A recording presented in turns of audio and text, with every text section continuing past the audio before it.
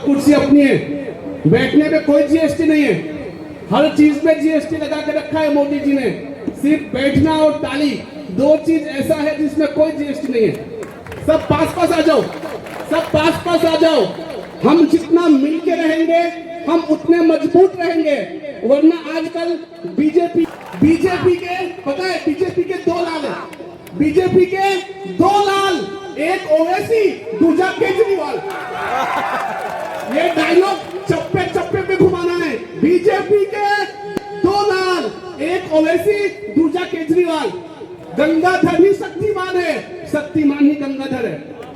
ये यूसुफ रिजवी कवि, मैं कांग्रेस पार्टी का नेशनल स्पोक पर्सन हूँ, गुजरात जो कांग्रेस का स्टेट सेक्रेटरी हूँ। ये भूल गए थे कि नेपाल में चेंजी नौजवान जब खड़े हो गए तो नेपाल की सरकार हिल गई, तो वोट नंबर 10 क्यों नहीं हिलेगी। कहना चाहता हूँ कि एआईएमआईएम से मेरा एक सवाल है कि आपको इतनी फिक्र है माइनॉरिटी की, तो आप माइनॉरिटी के अगेंस्ट इलेक्शन क्यों लड़ते हो। इलेक्शन लड़ना है ना, लड़ लो पूरे भरूच में।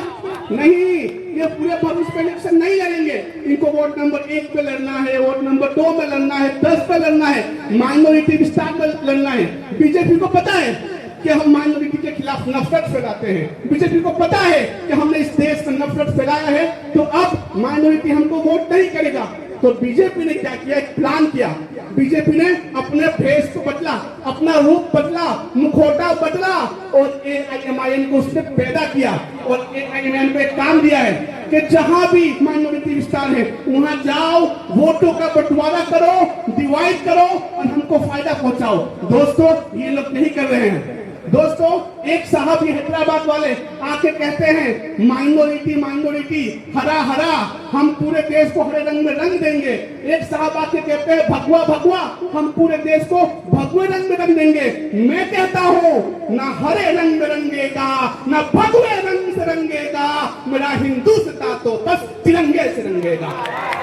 दोस्तों, हम हिंदुस्तान वाले हैं, हम मोहब्बत वाले हैं, हम अमन वाले हैं। ये लोग नफरत फैलाने की बात करते हैं। एक वोट से क्या हो जाएगा? नहीं नहीं, आपका एक एक वोट इंपॉर्टेंट है, आपका एक एक वोट बहुत अहमियत रखता है, क्यों खाक में पहले मिलता है और फिर पेड़ बनता है। दो उसने भेजा है कि जाओ और हर मुसलमान विस्तार के अंदर जाके आप लोग मुस्लिम वोट को डिवाइड करो, हमको फायदा पहुंचाओ।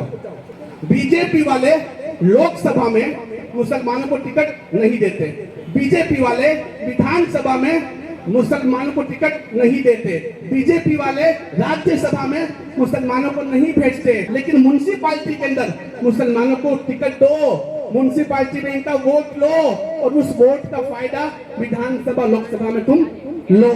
अभी एक बिल पास हुआ संसद भवन में, सबने देखा। आप बताइए, एआईएमआईएम की सिर्फ एक सीट है। कितना सीट है पूरे इंडिया में? एक सीट है।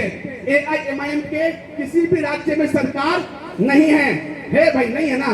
तेलंगाना में सिर्फ 7 विधायक हैं, किसी भी राज्य में ये पार्टी विपक्ष में नहीं है। दोस्तों, ये एक एमपी की पार्टी, ये 7 एमएलए की पार्टी, इनकी हैसियत क्या है, इनकी औकात क्या है? क्या अजहर ओवैसी जी चाहते तो संसद में ये जो महिला बिल आया इसको रोक सकते थे?